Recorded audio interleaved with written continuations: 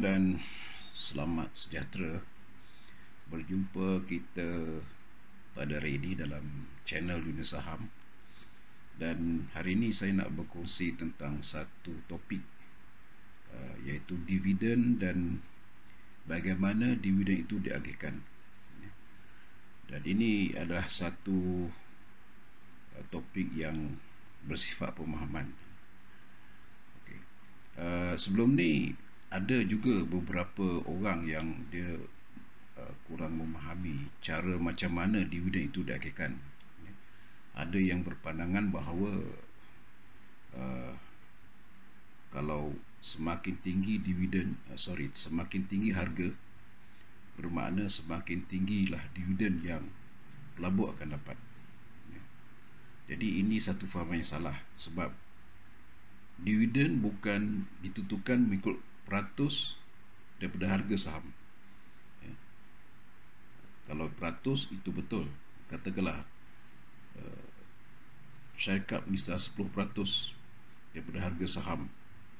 Katakanlah harga saham RM1, syarikat tetapkan 10% daripada harga saham. Itu betul lah. Makna kalau harga RM1 dia dapat 10 sen, kalau harga naik RM1.20 dia dapat 12 sen sesaham. Tapi hakikatnya benda itu tidak berlaku. Jadi salah satu mengapa saya nak bincangkan ni sebenarnya untuk membetulkan salah faham ini. Malah ada juga yang berkata bahawa kalau satu syarikat itu dia menerbitkan bonus issue, itu tujuannya sebenarnya untuk mengurangkan jumlah saham yang dibayar kepada para pelabur. Itu pun satu fahaman yang salah. Mereka berfaham macam itu mungkin kerana sebab kesan daripada bonus issue ni biasanya dia memang menyebabkan harga saham itu lebih rendah, sebab harga dipecahkan. Bila dipecahkan, maknanya dia lebih murah. Dan tapi dividen tak semestinya lebih rendah, sebab sebagaimana saya kata tadi, dia bukan ikut peratus daripada harga. Jadi kalau siapa yang faham bonus issue, dia akan faham akan perkara ini. Tetapi saya tidak berhasrat untuk menyentuh lebih detail pasal bonus issue. Itu dah di luar topik, dan mungkin di lain masa saya boleh berbincang perkara itu. Benda ni pun bonus issue pun saya ada sebenarnya, biasa saya muatkan dalam silibus saya dalam kursus saham. Saya nak lebih menekan kepada kefahaman bagaimana dividen itu diagihkan. Dividen ini dia dibayar dalam biasanya 3 bulan sekali. 3 bulan tu makna satu suku tahun. Dalam setahun dia ada 4 suku tahun. Suku tahun pertama, suku tahun kedua, suku tahun ketiga dan keempat. Makna setiap 3 bulan di bursa Malaysia atau di Malaysia, biasanya syarikat mengamalkan 3 bulan sekali pembayaran dividen. Maknanya setahun ada 4 kali pembayaran. Tapi dividen ini kita harus faham, bukan satu kewajipan kepada syarikat untuk membayar. Dia membayar hanya apabila ada untung. Dia bukan satu kewajipan. Malah ada juga syarikat yang untung tetapi dia tak bayar dividen. Ada sebab, kerana mungkin dia lebih menekan kepada nak rolling semula keuntungan tu untuk pembangunan bisnes akan datang. Ini pernah berlaku dulu, pernah berlaku pada Axiata. Tak silap saya, 3 tahun pertama disenaraikan dia tidak bayar dividen daripada keuntungan, kerana hendak digunakan untuk membiayai operasi dia di luar negeri, di Ceylon masa tu. Kalau saya masih ingat lagi, di Ceylon.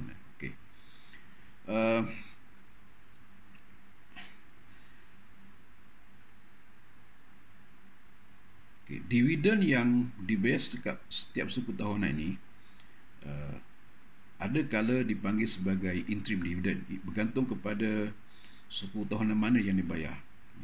Kalau suku tahunan pertama, kedua, ketiga, itu dipanggil interim dividend. Kalau suku tahunan terakhir dipanggil final dividend. Interim ni bermaksud bahawa kalau suku tahun tersebut dia bayar, akan datang akan ada lagi dividen, dan pelabur masih layak untuk mendapat dividen selagi dia masih memegang, dan memegang pada tempoh yang sehingga tarikh yang ditetapkan oleh syarikat berkenaan. Tarikh itu dipanggil ex-date. Okay. Sebelum saya nak pergi lanjut menyentuh tentang cara pengagihan dividen tersebut, saya nak bagi pemahaman ataupun definisi pasal dividen ni. Apakah itu dividen? Dividen ialah sebahagian daripada keuntungan yang diagihkan kepada pemegang saham, iaitu untung bersih syarikat yang diagihkan kepada pemegang saham. Dan cara mana diagihkan, dia mengikut ratio. Setiap syarikat dia ada polisi dia sendiri ataupun ratio dia sendiri. Contohnya 60-40 ataupun 40-60, ada yang 50-50. Kalau dikatakan 60-40 itu bermakna 60% daripada keuntungan itu akan ditahan dan 40% itu akan diagihkan kepada pemegang saham. Kalau polisi dia 40-60 pula, makna 40% ditahan untuk operasi, 60 diagihkan kepada para pemegang saham. Begitulah cara dia menentukan. Jadi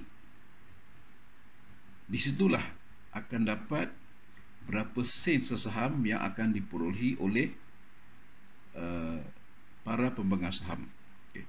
Untuk melanjutkan kefahaman, saya bagi contoh mudah dan saya gunakan angka bulat. Katakanlah syarikat A, dia mencapai keuntungan suku tahunan pertama sebanyak 100 juta ringgit, untung bersih, untung yang dah diaudit oleh auditor. Kemudian polisi dia ialah 60-40, makna 60 ditahan, 40 akan diagih pada pemegang saham. Makna kalau 60-40, makna 40% lah daripada keuntungan tu. Jadi kalau 40% daripada 100, 40 juta ringgit akan diagihkan kepada para pemegang saham. Berapakah jumlah saham yang ada? Itu yang menjadi dasar untuk menentukan berapa sen setiap saham pelabur akan dapat. Dia bergantung pada jumlah saham yang ada ataupun outstanding share. Katakanlah outstanding share syarikat 300 juta unit saham, bermakna yang 40 juta ringgit tadi dibahagi kepada 300 juta unit saham akan dapat 13 sen sesaham. Dan 13 sen ini dipanggil sebagai dividend per share kalau dalam bahasa Inggeris dia. Kalau dalam bahasa bangsaan dipanggil sebagai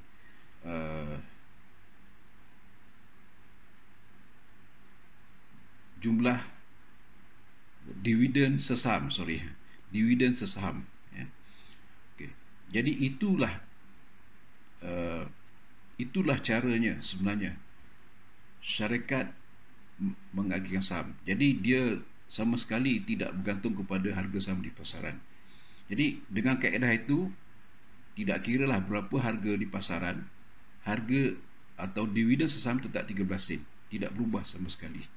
Walaupun selepas diistilahkan harga naik, turun dan sebagainya, itulah harga yang ditetapkan oleh ahli lembaga parah syarikat. Ia tetap 13 sen. Okay. Dan pelabur yang masih memegang tu, setelah diistilahkan, dia akan layak untuk mendapatkan 13 sen saham tersebut selagi dia masih memegang dan tidak menjual sehingga tarikh yang ditetapkan oleh syarikat. Dia ada satu tarikh sebenarnya, tarikh untuk melayakkan dividen tersebut, dipanggil ex-date. Katakanlah syarikat menetapkan 13 April sebagai ex-date atau tarikh akhir. Maknanya kalau pelabur memegang sehingga tarikh 13 April tadi, saya rasa 13 April tadi saya sebut tadi, okey. Sehingga 13 April tadi, makna dia masih layak. Tapi kalau dia menjual sebelum tarikh sebut, dia tidak layak. Tadi saya ada menyebut bila syarikat dah isytiharkan dividen, maknanya para pemegang saham yang sedia ada, dia layak dividen sehingga tarikh yang dan perlu memegang sehingga tarikh yang ditetapkan supaya dia layak. Bagaimana pula pelabur yang dia bukan pemegang saham tetapi kemudian dia berminat untuk mendapatkan saham tersebut kerana nak mendapatkan dividen. Okay. Pelabur yang dia bukan pemegang saham asalnya, dia boleh mendapatkan dividen syarikat berkenaan dengan membeli saham tersebut di pasaran terbuka atau di pasaran saham, ya. Tapi dia kena beli sebelum ex-date, iaitu tarikh akhir kelayakan saham tersebut. Tadi saya kata 13 April, mana dia beli dan dia pegang sehingga 13 April, ataupun yang penting dia pegang sehari atau jangan jual sehari sebelum 13 April. Maknanya pegang sampai 12 April. 13 April dia boleh jual. Ini panggil ex-date, itu panggil tarikh kelayakan. Jadi kalau katakanlah saya dapat tahu company ini isytiharkan dividen 13 saham, saya rasa itu satu dividen yang bagus, tapi saya tak ada saham. Okey. Maknanya saya bukan pemegang saham, tapi saya berminat, maka saya boleh membeli di pasaran terbuka pada harga ikut pasaran. Ya. Sekali lagi saya ingatkan, ya. Tak kira berapa harga, kita pelabur atau saya akan tetap dapat 13 sen. Ya. Katakanlah kawan saya pun nak beli, dia minat, dia beli pada harga 80 sen, dia tetap akan dapat 13 sen. Saya pula beli pada 90 sen, tetap akan dapat 13 sen. Sebab ini yang telah ditetapkan oleh syarikat mengikut kaedah yang saya terangkan tadi. Jadi sama ada kita pelabur itu memang sudah sedia ada sebagai pemegang saham atau dia bukan pemegang saham, dia masih boleh layak untuk mendapatkan saham tersebut dengan syarat memegang pada satu tarikh yang ditetapkan, dan jumlah dividen yang akan diterima adalah tetap sama pada semua para pelabur, iaitu 13 sen. Dia tidak tertakluk kepada turun naik harga saham. Okay, saya harap anda boleh memahami penerangan saya ini. Jadi saya sudahi dengan Assalamualaikum, dan kita jumpa lagi pada mungkin membincang pasal topik lain di hari-hari atau di video akan datang. Sekian, terima kasih, jumpa lagi.